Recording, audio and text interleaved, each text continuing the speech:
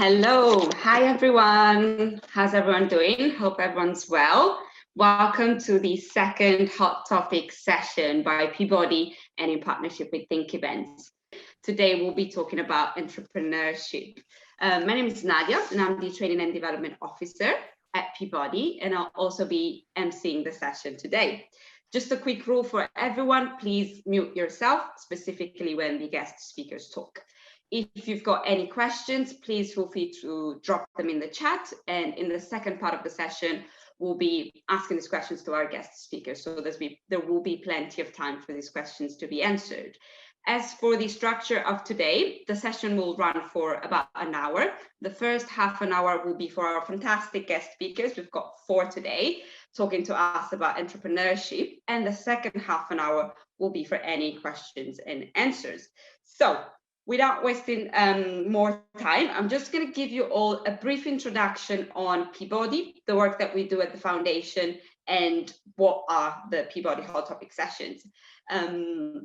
So as I said, my name is Nadia and I'm the Training and Development Officer at Peabody.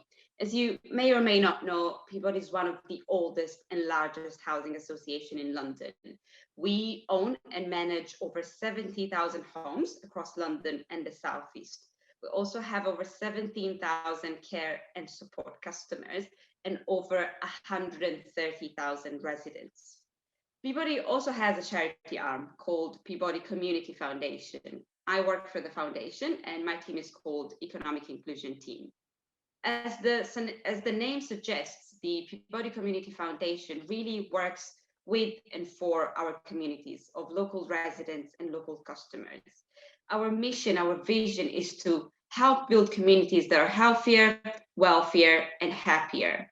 And how do we do this? The answer is in various ways. Just to give you some examples, we create and promote free training opportunities that we deliver directly or indirectly with our partners. And these are fantastic training opportunities to really learn new skills, upskill, access better jobs, and earn more money.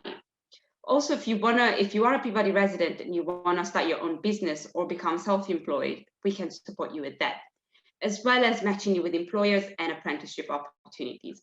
These are really just examples. We do so much more. So if you do need support, if you would like our support, please feel free to contact me directly at the end of this session. The Peabody Hot Topic sessions are part of our training offer. So what we did is we've identified key topics, emerging careers and growth sectors. And with these free online sessions, we want you all to learn a little bit more about them with some introductory notions on how to access these pathways. Today's the second session. We'll be running this series of sessions with 12 in total. It's so good to see so many people that attended the first session a couple of weeks ago on employment support being back today, but it's also great to see so many people that have registered to attend today for the first time. So that's it from my side. Just a massive thank you to everyone who is here today, to our guest speakers for really supporting us and giving up their time to teaching us something new today. And finally, a massive thank you to the guys at Think Events for really supporting us and facilitating these sessions. Perfect. So that's it for myself. As I said, we'll pass it over to the guest speakers now. Think of any questions and you'll have the opportunity to ask them in the second part of today's. So our first guest speaker is Rosemary Nunn. She is Head of Commercialization and Innovation at the University of Greenwich, and she'll be talking to us about entrepreneurship. Obviously, it's a wide topic. She only has 10 minutes, so actively listen, please, and any questions, please put them in the chat group. Thank you. Over to you, Rosemary. Thank you very much, Nadia. Pleasure to be with you all today. Thank you very much for inviting me. So I'm going to fiddle around and aim to share my screen whilst I quickly tell you about the University of Greenwich. So as many of you will know, universities don't just teach people, but we also engage in something called knowledge exchange, and we work with our local communities to try and regenerate in some cases and grow local businesses, and also drive public engagement with what we do. So it was a big learning for me. I spent 25 years of my career facilitating innovation and entrepreneurship within very large organisations. And I did that across lots of different sectors and in lots of different countries. So it's a topic that's quite close to my heart, both actively engaging in it and facilitating it for large organisations. And I think it's something that throughout my career, you sometimes talk to people and you say, I work in innovation or I work in entrepreneurship. And they think, well, what does that really mean? What do you really do? So I'm going to try and unpick just a little bit of that in this 10 minutes. So, fundamentally, entrepreneurship, enterprise, innovation, all these wonderful words that we use and that sound really exciting and creative. It's about doing something new. It's about having an idea. It's about change. It's about leadership into a new area, and it's about being adaptable. So there's lots of different things that come into it. And when somebody sits down and thinks, what do I want to do? What do I want to do with my career? What do I want to do to make money? There's many different paths that you can follow. But if you're sort of a creative, perhaps a visionary thinker, or somebody who has lots of different ideas about how to solve a problem, then doing something on your own as a small business startup could be the really ideal way for you to go. So there's many different approaches to starting this, and typically you'll be the sort of person that's not really getting up and going into work every day in a standard role. You're somebody who's thinking differently. And that's a really typical skill for entrepreneurs and innovators and inventors. And all these words mean slightly different things. But fundamentally, you can go about it either on your own. So you can go and start up a small business and you can become an entrepreneur. It doesn't necessarily have to be something that's completely new to the world. It can just be new to you that you're starting a small business. And it could be in a whole range of sectors and a whole range of different areas. But you could also be somebody who thinks, well, I've got an idea, and it could be as glamorous as the next iPhone or the next major device. And you think, but I can't do this on my own. So there are lots of ways that you can get help and support around you to take your idea forward and actually scale it and make it a lot bigger and potentially sell it on to larger organisations at the end of that journey. There's intrapreneurship. Now, this is quite interesting for those of you that may already work in organisations, anything that's sort of a medium-sized enterprise or above, where you've got lots of people with ideas, and how you facilitate those to come forward and how you collate those and make a difference and change your organisations to either perhaps increase productivity or make them more efficient or save operating cost. All of that falls under the intrapreneurship category, and that's all around innovation and facilitating that within an organisation. And then social entrepreneurship, and this is quite interesting, especially at the moment where this is social enterprises, where you go forward and you do something for the community or society, and that is slightly different based upon how you make money out of that organisation. So when you talk about being an entrepreneur, it can feel quite challenging, I think, at the beginning, when you talk to people who are interested in it. And we run entrepreneur training at the university for our students, and we guide them through a challenge where they come with their idea, and myself and many other people from around London and other areas, but mainly in London, will mentor these students and guide them through how to write a business plan, how to raise money to support your idea, how to develop an understanding of your clients or your customers, depending what your product or service is, how to market this and tell people about what you're doing. And all of these things, when you look at that whole range of activities, it's quite a wide range of skills that you need. But I think it's not something that I would say should daunt somebody or put you off, because I think there's so many places to go for help, and everybody has a great set of skills to offer the world, but we don't, any of us, have all of the skills we need every single day.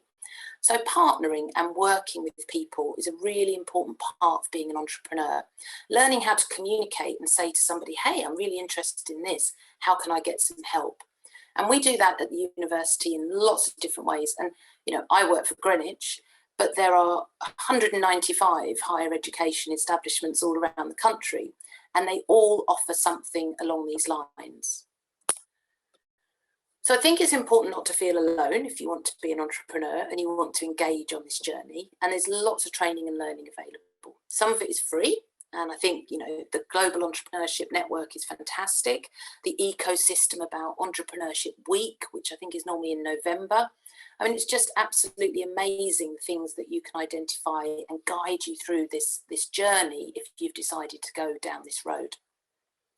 There's lots of free workshops and talks. I mean, obviously we're doing a quick talk today, and there are lots of experts who are going to follow me and give you an insight into a piece of entrepreneurship activity. But, you know, there are lots of other places that you can go and get more information along the way. And then you can study it if you wanted to, you know, whether that's in a higher education or further education institution. There's lots of people you can go and learn from. I think one of the key things from the university perspective is just to share this final activity with you.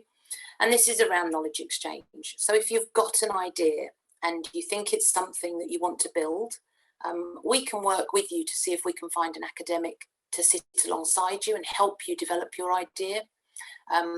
We can partner with you to develop, and also what this allows you to do is access funding that you can only access in partnership with an educational institution. So that's a really powerful thing to think about, depending what sort of idea you're looking at. But nothing is worth, nothing isn't worth the question. So come forward and have the discussion. We have these all the time with my team, and we talk to people all the time about whether or not there's an opportunity to partner with either our university or another university. So we have a whole network of them all around the country. So at Greenwich, we also have innovation hubs. So we build these specifically for small businesses to come and work with us. And we focus on local growth, local regeneration, community engagement in what we do, and try and guide people through this journey. So you can contact us via the email address on this slide. So I'm going to leave it there because I think we're probably going to be challenged to get through all of the amazing information we're going to share with you today. But feel free to contact me if anything I've said is of interest or resonates with you. Thank you very much. Perfect. Thank you so much, Rosemary. You had a really hard job of obviously starting the session and talking to us about entrepreneurship, but you did amazingly. Honestly, thank you so much. And also thanks for attaching the free resources because super useful. And for everyone on the call, after the session, you will receive an email with the guest speaker presentations, with links and resources to find out more. But I hope that everyone feels just as inspired as me to think about entrepreneurship and starting up something of your own. Perfect. So let's move on to the next guest speaker. And once again, thank you, Rosemary. So the next one we've got today is Gary Parker. So he is Director of C&T Associates, and he'll be talking to us about the different types of company structure that you can select when you want to start your own business. So over to you, Gary, and please put your presentation in presentation mode so that is visible clearly to everyone. Thank you. Over to you, Gary.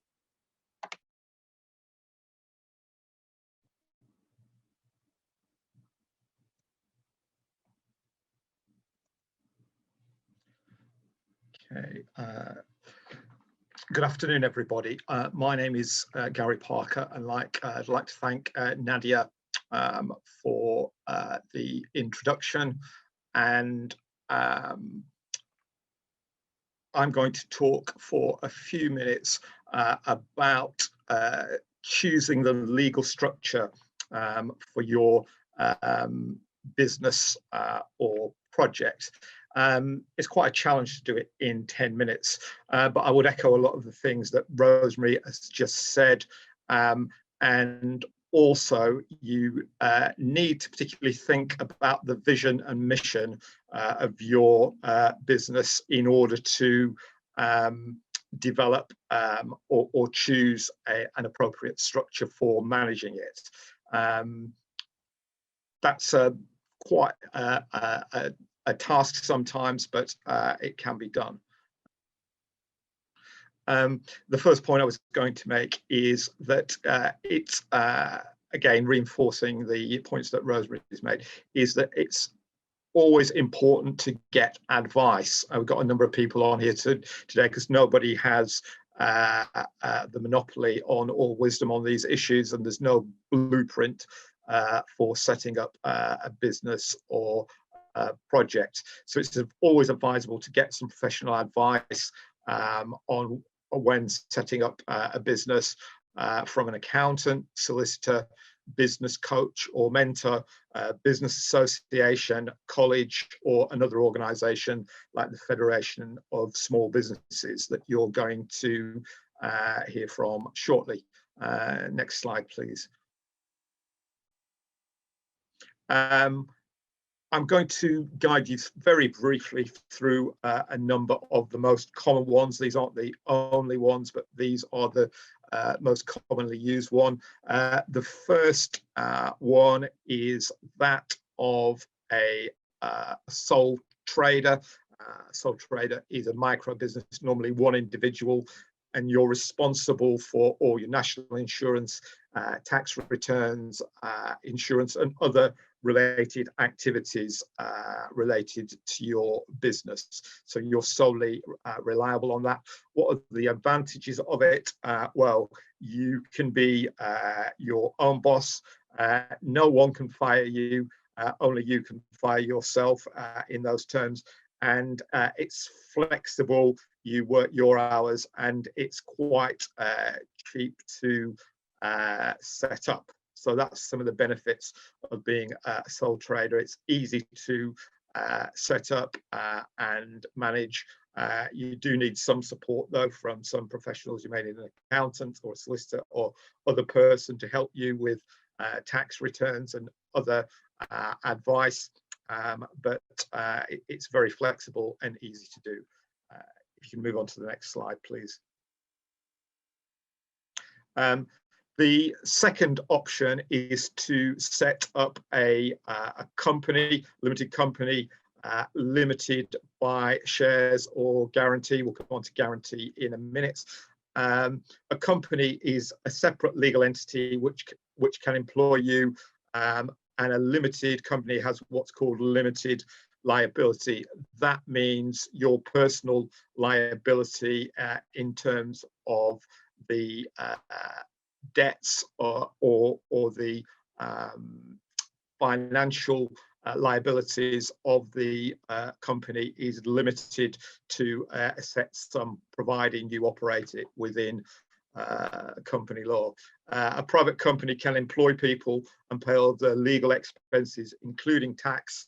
One of the other advantages of this is if you want to get any other contracts with the public sector of any type, local authorities, housing associations, health service, and others, they generally prefer, but not exclusively prefer, companies because the legal entities that they can deal with. There are a number of other issues around dealing with individuals. So setting up a limited company is a very common option for people who want to develop their own businesses. Next slide, please. The final one I wanted to mention here is a social enterprise. There are different types of social enterprises. The two that are most common are companies limited by guarantee and community interest companies. There are other models as well. This is for businesses or projects that have a strong social or environmental purpose as part of them. They tend to focus on a number of areas, although not exclusively. Areas like health, creative industries, environmental, and a number of other areas. The government often supports these objectives, and there has been an increase in recent years of the number of social enterprises that are out there, and they do give you the opportunity to grow significantly while retaining charitable objectives. So what that means is you can trade, you can sell services through these companies, but you can also benefit from grant funding. You can apply for grants that many private companies, and certainly most those traders, can't actually apply for. You can apply for some grant funding. My company advises a lot of social enterprises on how to do this and what the parameters are. So that's one of the big advantages of setting up a not-for-profit company. Next slide, please.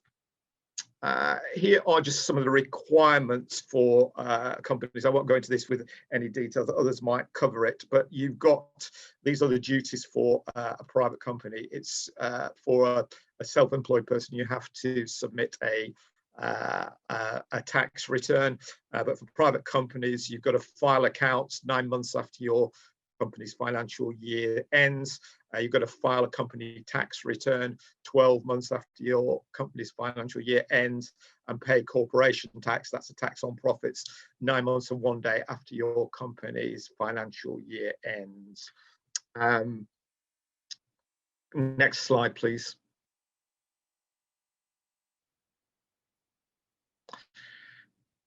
This is some advice on how to set up a company. You can do it yourself, although it is advisable, like I said earlier, to get advice from a relevant professional on this.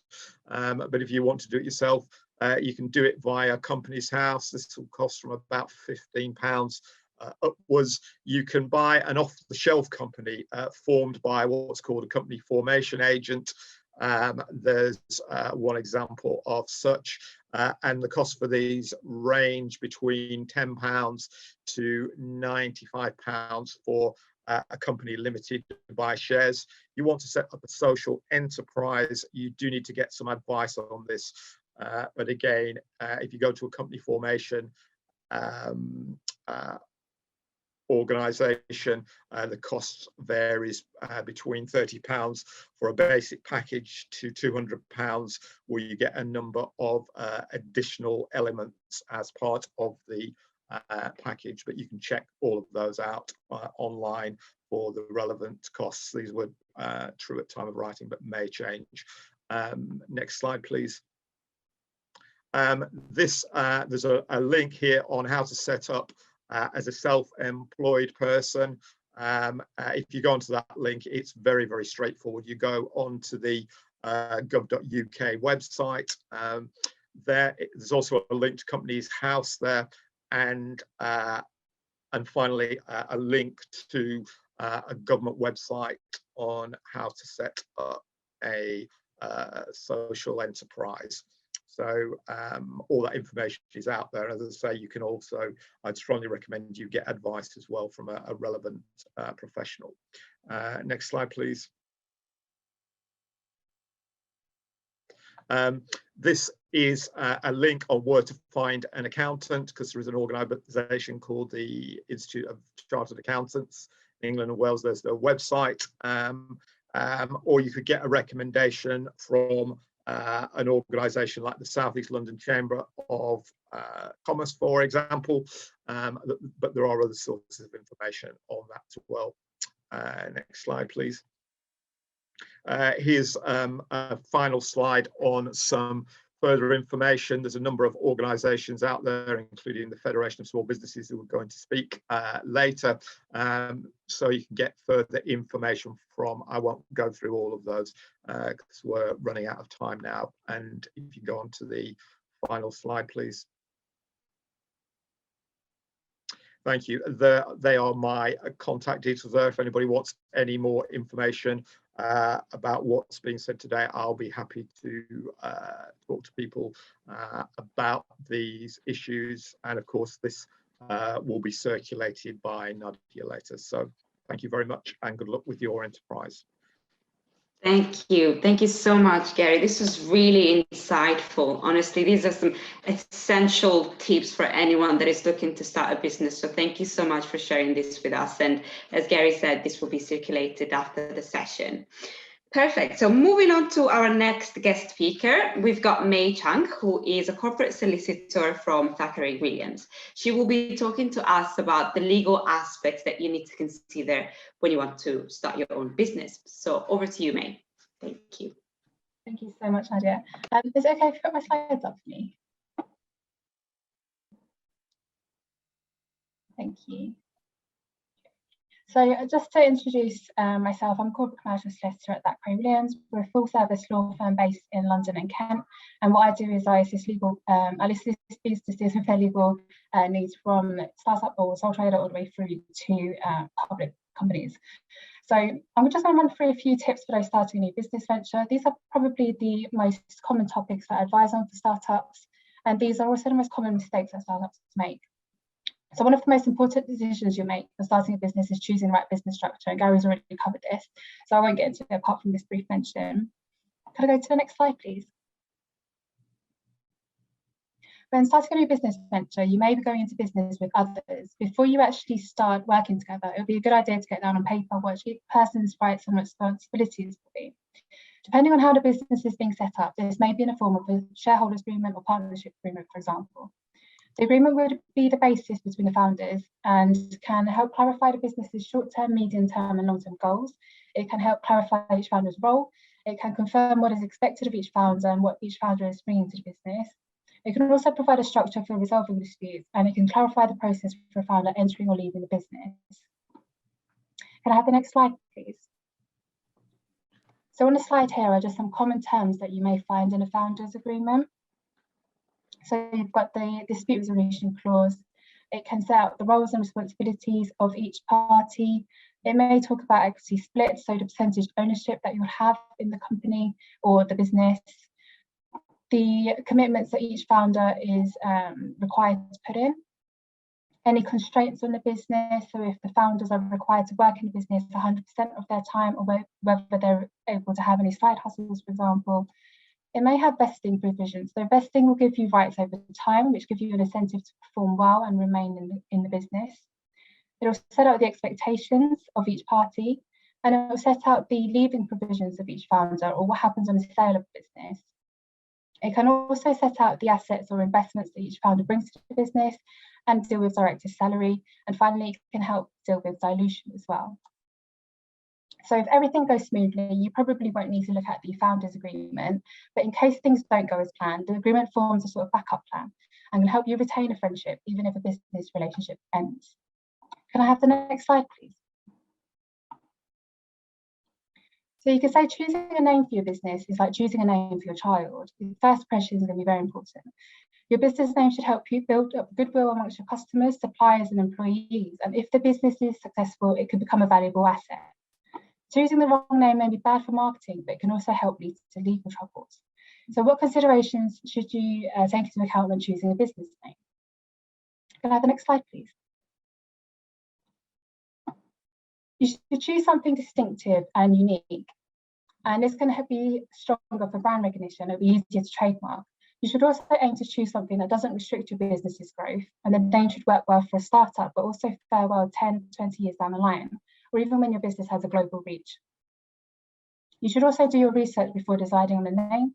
You can try searching company's house, trademark registers, domain name websites and search engines, just to see, check for availability. Your company name or trading name can't be offensive. It can't be the same as a registered name or a trademark, and it can't suggest a link with the government or local authorities unless you've got the requisite approval. You can also look to protect your business's name by registering the business at company's house and also by registering your name as a trademark. By doing this, others won't be able to use your name or something similar to your name. There are risks in choosing a wrong name, including market confusion. So someone might get your services or your products confused with another brand or company. There may be wasted times and costs in building a brand and then having to rebrand because you're using someone else's name. And you're opening yourself up to claims for trademark infringement, and it can be quite costly and distracting to defend the claim, and you can spend the time and the money on building up your business. Can I have the next slide, please? Your business will inevitably work with others and build relationships with others, be it your supplier, your customer, or your staff, for example. It's a good idea to formalise these relationships using a written agreement. I won't go into contracts with staff or consultants here, but let's have a look at why your business should have terms and conditions. Can I have the next slide, please? So a written contract can clearly set out each party's rights and responsibilities, providing a better mutual understanding of what is expected from each other and your business relationship. A clear set of terms and conditions can also provide certainty and be easier to enforce. In the event that something goes wrong, having these terms set out in the contracts can help avoid costly and time-consuming legal disputes, as fixing a problem is often more expensive and more time-consuming than avoiding it in the first place. There may be specific legal obligations that you have to comply with depending on your industry, the type of customer you provide products or services to, or even how you sell your products or services. So setting these out in the terms and conditions can help ensure that your legal obligations are being met. Having your own terms and conditions can also ensure consistency and good customer service. There are no surprises, and an agreed set of terms can help manage expectations. C2Cs can help limit risk and liability, protecting your business and its reputation. They will usually cover commercial terms such as payment and delivery or performance, but they will also go further than that. They can help limit liability for any delay or failure to fulfill an obligation, for example, as a result of an event outside of your control. It's easy for startups to rely on oral contracts or terms and conditions supplied by the other, often more established party, or have key terms agreed by phone or by email, but it's good to have your own terms, as these will need to be bespoke to your business and your business's needs. It's also quite important that you actually understand the terms and conditions you use and that you regularly review them to ensure that they work well for your business as it grows. Can I have the next slide, please? The most common contracts that startups will need are confidentiality agreements, or NDAs. These are agreements that require a party to keep certain information disclosed confidential and to use that information only for the particular purpose for which it's disclosed. A lot of businesses these days are also set up online or are e-commerce businesses. If you have a website for your business, you need to have terms of use and maybe some data protection policies, such as privacy policies and cookie policies. And if you're taking over a business, one of the key documents you'll need is a business purchase agreement. This will set out what exactly you're buying in relation to the business and include representations, warranties, and limitations on liabilities. And as a startup, you may be getting funding from family and friends, for example, to cover any initial costs of setting up, or you may be getting bank loans. So having terms and conditions in a loan agreement can help cover the terms on which the money is being loaned. And kind of alongside that as well, you'll also get investment agreements if you're getting investment into your business in exchange for a stake in ownership. Could I have the next slide, please? So running a business often means that you are wearing many hats. Not only are you expected to know a lot about your field or your industry, but you're also suddenly expected to be experts in law, accounting, sales and marketing, HR, and so on. For those starting a business for the first time, this actually can be quite daunting. Could I have the next slide, please? So why have specialist advisors? So the most obvious reason is that a specialist advisor can bring expertise and experience to the business that it may not have. An advisor can quickly address and resolve any issues in a business that the business owner is struggling with. They can also bring a specialised skill set and outsider's perspective to the business or issue, and can bring to the table new or innovative ideas that the business owner may not be able to see themselves.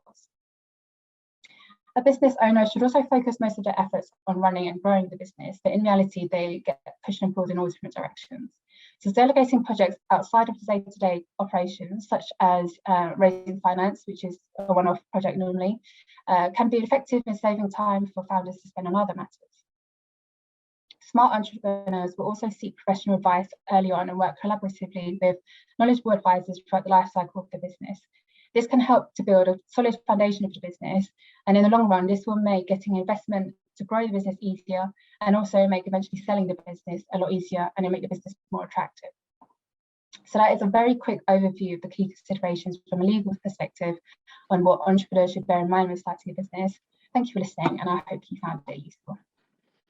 Thank you so much, May. Yes, I've definitely found it very useful, very technical, but these are things that everyone should keep in mind. So thank you so much for sharing this with us today.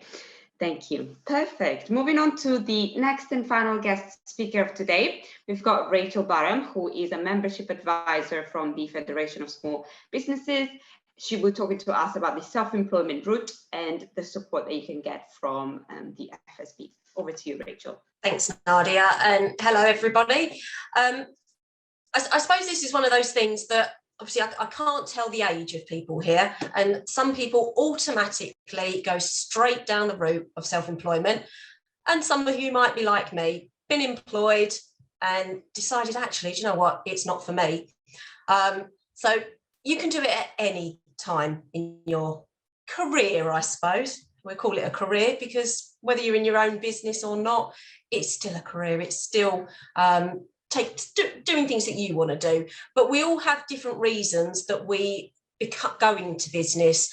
And sometimes it is because it's the experience that we've got, it's the knowledge for industries that we've worked in. Sometimes it's a passion. It really doesn't matter what your reason is. But the reason FSB is there, it's for all the things that come up outside of your expertise.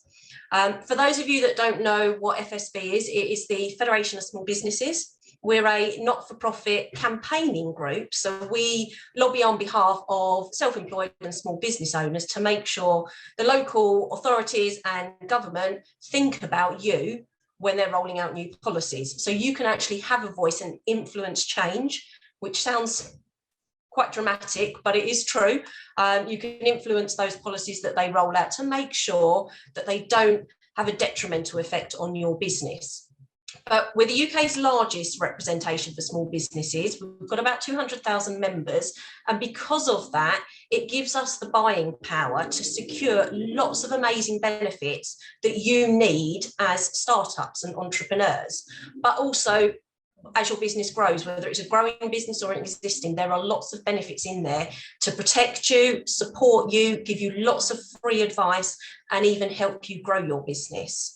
I'm not going to do a PowerPoint presentation, but what I will do is take you very quickly over to our website, because there's lots of free information on there that will help you when you're starting up.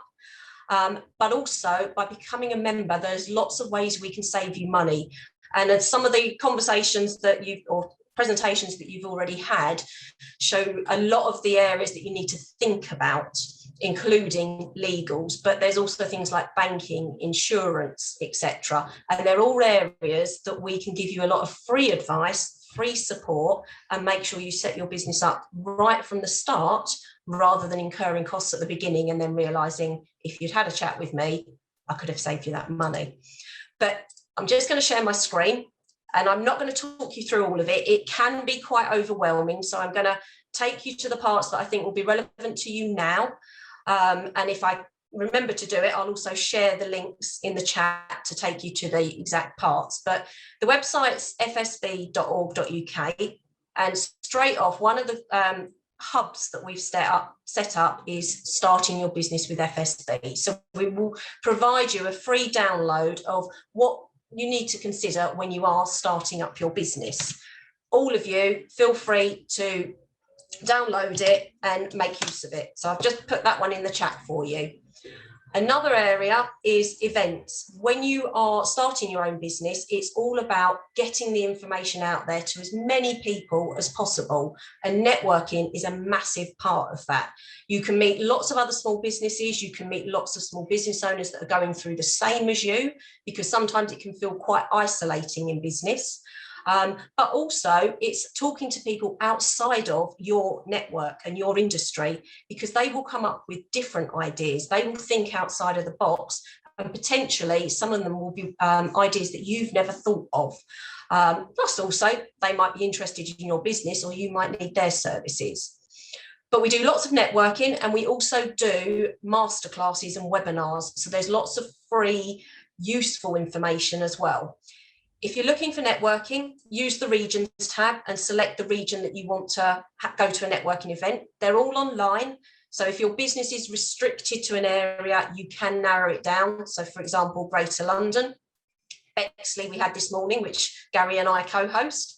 But at the same time, if you're not geographically restricted, you can literally go to any of them. You can also narrow it down to the type of event that you want. So if you want to go to a masterclass and pick up some useful tips on areas that you can use in your business, you can do that. And then national events will be the heavier stuff. So they will be the legal type obligations, or how to pick your business up, which obviously you won't be at that stage at the minute with the lockdown. The other one I want to just show you very quickly is the Skills Hub. So you've got lots of free advice in here for when you're starting, lots of downloadable guides that you can use.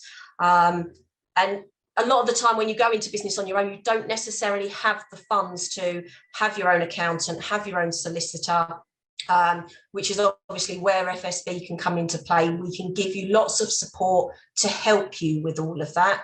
And if you are going to be posting on social media and advertising your business, we can also help you with lots of tips, because you do need to know how to attract audiences on the different platforms, because they are all so different, and timing, wording, everything can make such a difference to your business. So there's lots of help in there as well. So I'll stop sharing my screen. That is very quickly flying through it because I know everybody wants time to ask questions. But I've put my details in the chat.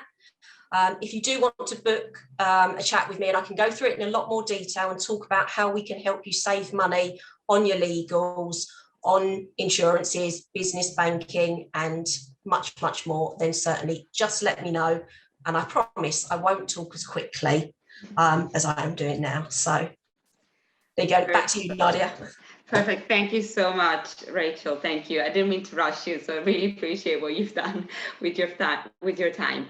That's it from the guest speakers. Thank you really to everyone for the tips and knowledge that you've shared with us today. We've got some questions that came through the chat. Valerie, do you want to perhaps ask them directly so that I can stop talking, because I think you've heard my voice for too long. So let me know if you want to ask them directly, or if not, I'll read them out loud for you.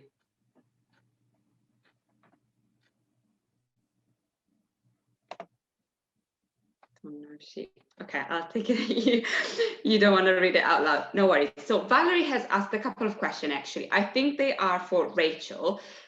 She's asked, so does it matter where you live to utilize these services? And also, can you help with deciding what's the best option for your business idea? So in regards to location, FSB is, or to be eligible to join FSB, you have to be a UK-based business. So it doesn't matter whether you're in London, Scotland, Wales, Northern Ireland, basically anywhere in the UK. I can help any of you. Although I cover South East London, if you contact me, I can help you and join you up and discuss it and all of that sort of thing. So location doesn't matter, just unfortunately outside of the UK you're not eligible anyway, although you've got the website. In regards to deciding on your company status, one of the benefits of FSB is we have a free legal helpline. So anything business related, you can call up and get free advice, including things like tax and VAT. So although they can't decide for you, they can talk through quite often the differences and what might be suitable. However, Gary Parker is brilliant for helping you with that sort of thing. Not that I want to fill up his day giving lots of free advice, but obviously he's put lots on here, and obviously he does lots of funding webinars as well. So it all kind of links in, and knowing which ones are going to be better for your type of company. So, but yes, you can get that advice through lots of different channels, including FSB. Perfect. Thank you so much, Rachel. I hope, Valerie, that this answers your questions. I've received some questions separately, not on the chat, so I'm going to read a question, but anyone that wants to ask them, please put them in the chat group. A question to everyone, really, amongst the guest speakers. What do you think you should avoid doing when starting a business? Maybe a couple of things that you could think of. Can I start with that, because I've got to leave at 5 o'clock. Planning, I mean, that is key to everything. If you don't plan out the strategy and structure of your business, things are going to be very, very difficult indeed. That's the first thing you need to plan. And the second is, going back to one of the first things I said, you've got to get advice, especially in those areas. You know, if you do an analysis of your own skills, what are you good at? What are you not so good at? You need to find ways to address those things that you're not so good at or not so sure about. And that's where advice from a range of other partners that you've heard from today will prove to be very useful.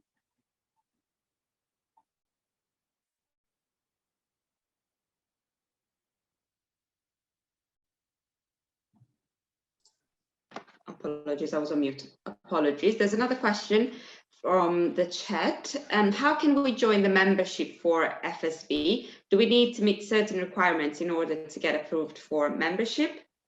Okay, so to be eligible to join FSB, as I've already said, you need to be a UK-based business.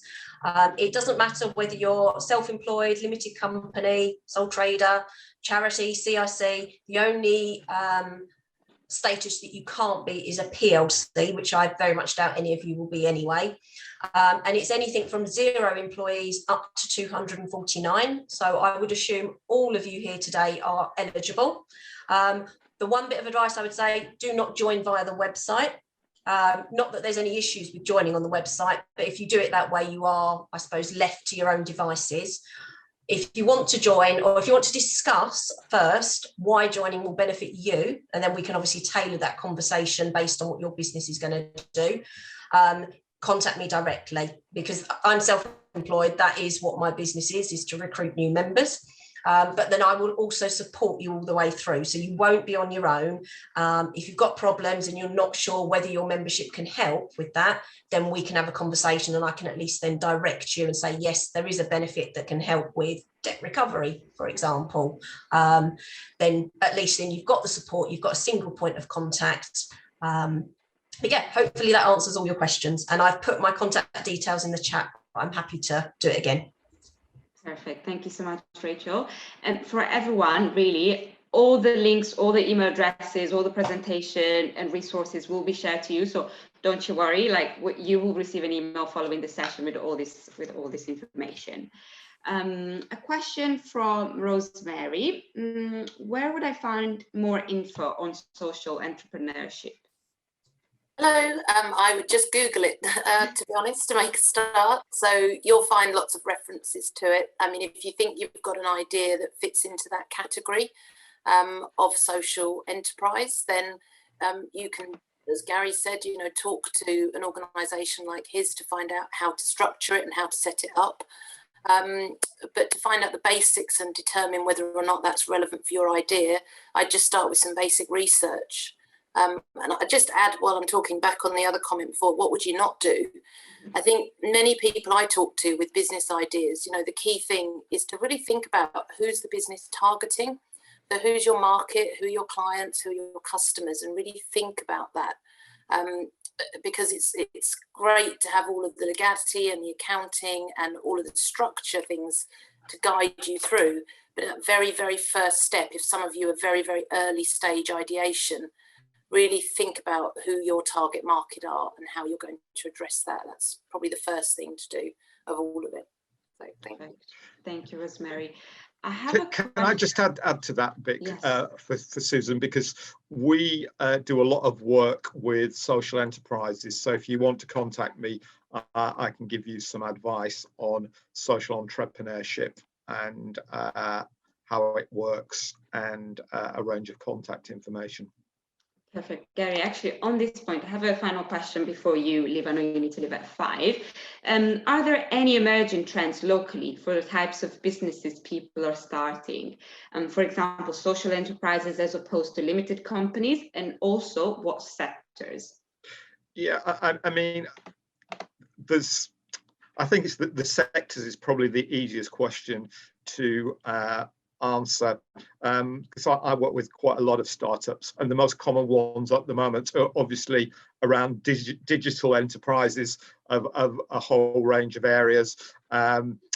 Also health and well-being related enterprises. You know, there are some digital ones, there are some ones that provide live services, as it were, to people.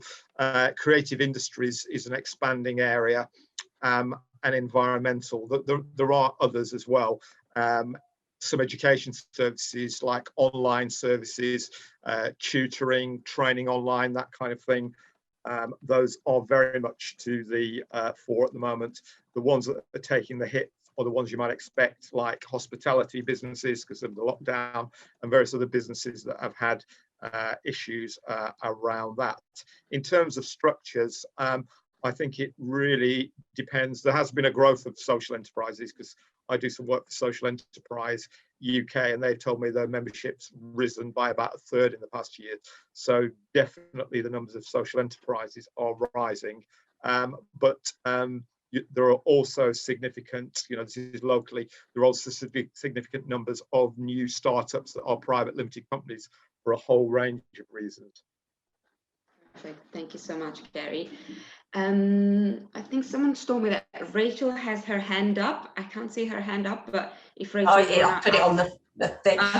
It was just in regards to things not to do, and we've kind of touched on it already, is do your research, which sounds very obvious, but also when we're researching, we have a habit in business of talking to friends and family, and they can be amazing and they can provide us a wealth of information, but they can sometimes get it wrong, and especially when it comes down to legal advice. We all know a friend or a family member that are really confident in their answers, and before we know it, we go off and do what they've said. If you get it wrong in business, it costs you money. So take it with a pinch of salt. It's all great talking to everybody, but sometimes don't make the mistake of trusting friends and family, because they can get it wrong. And that was all I was going to add. So perfect. Thank you, Rachel. I've got another question for Rosemary. So what support can university students provide to start up businesses? For example, internship or work experiences? Yeah, so for our students, it really depends what stage the business is at, what level of maturity it is in terms of its own development. But we work with all sorts of organisations and identify if there's intern opportunities, placement opportunities, work experience. I suppose it's important to point out here, you would have to be paying them. So we don't put our students into roles where they're basically free labour, because very few of them are in a financial position to be able to afford to do that. So we always strive to get them, a paid role. Mm-hmm. But if you think you're at a stage of maturity in your business where you can take on that type of resource, we can do that. We can also work with you if you qualify for apprenticeships as well. Perfect. Thank you, Rosemary. There's a question for May. What are the main types of legal inquiries that Thackeray Williams are handling from entrepreneurs? For example, commercial property leases, staff inquiries around redundancies and furlough, or company formation. Apologies. So we actually offer a full service. So we've got employment teams, we've got commercial property teams, and we've got litigation teams if needed. And obviously you've got the corporate commercials team. So we all deal with kind of different things. From my perspective, I do a lot of incorporation, so drafting articles of association, for example, for limited companies. I also do a lot of trademark applications these days. I'm not sure why, but apparently I am. And also terms and conditions are quite key. So if you're going to have any sort of legal contracts, it is the terms and conditions. And just going back to that thing, what would you avoid, or what's the biggest mistake that startups do, is kind of taking or borrowing terms and conditions from online resources. Mm-hmm. So if you copy someone else's, well, that's copyright infringement, so you're breaking the law, but also they won't be bespoke to your business. So we get quite a lot of inquiries, more than I'd want actually, to kind of prepare terms and conditions on a very quick basis because someone else is trying to sue you for copyright infringement. So yeah, just take care of all the online resources, and again, as Rachel said, just do your research and kind of be careful of the sources of advice. Yeah, absolutely. Thank you, May. Perfect. Is there any other question that any of you on this call want to ask directly, or put it in the chat group and before we close the session today? And I think, Gary, if you're still there, sorry, I know you had to leave. Thank you so much, Gary. We really, really appreciate your contribution today. So thank you, and feel free to leave if you have to. Any other questions? Yeah, I have a question. So when you're using the, sorry, May, I think her name is, for the legality and the terms and conditions, what is the cost, like when you're a startup, to get those kind of documents? Yeah, so there's all sorts of different resources. When I say be careful of online resources, doesn't mean you don't use them. It kind of depends on what's in your price range. So obviously solicitors can help you draft it. as with the FSB, there's free legal advice there. So I don't know if it's terms and conditions or something that you would be able to help with, Rachel. But yeah, there are loads of different resources online. You just need to be careful where they're coming from, and then also make sure that you really understand what they mean and how they apply to your business. If there's anything that doesn't really work for you, try and amend it or get legal advice on how, if you can amend it in the first place. Perfect. I was just going to add to that one. For FSB members, you have what's called the Legal Hub, and on there is a bank of about 1,200 documents that you might need as a small business. So not to steal any business from May, because it's all slightly different, and how we like to work with our solicitor, we might want a personal one, but sometimes our budget doesn't always allow for that. So on there, you have got things like terms and conditions, employment contracts, non-disclosure agreements, information on GDPR, trademarking, etc., and lots of other useful information, including business plans if you haven't started up yet. But of course, we can help with adapting them and producing new ones, or if you prefer to go in and personally speak to a solicitor, then obviously May would definitely be able to help with that, as is more, I suppose, over the phone and a distance solicitor rather than the personal touch. Perfect. Thank you, Rachel. That's it. We don't have any other questions. So just a couple of points, really. My colleague Dave Bussey has put it in the chat group. So if you're thinking about starting a business or currently running a business and looking to develop and grow your business, then Peabody would like to hear from you. He hosts something called the Thames Mead Business Forum, which are held online at the moment, and they happen every second Monday of the month. So he's put the registration link on the chat, but as I said, everyone on this call today will receive an email with all our guest speakers' presentations, links, resources, and useful information. So once again, thank you so much for everyone that attended today. Massive thank you really to our guest speakers. Everything was super useful and interesting. I really hope that everyone took the most out of today. And final thing, the next Hot Topic session is in September. It's on the 1st of September, and we'll be talking about the green sector, which is an emerging sector where there's a lot of opportunities. So if you want to find out more about this, register, and just as similarly as what we've done with the first two sessions. So more details will come to you in your inbox. That's it. Thank you so much, everyone. Enjoy the rest of your day and take care, everyone. Bye.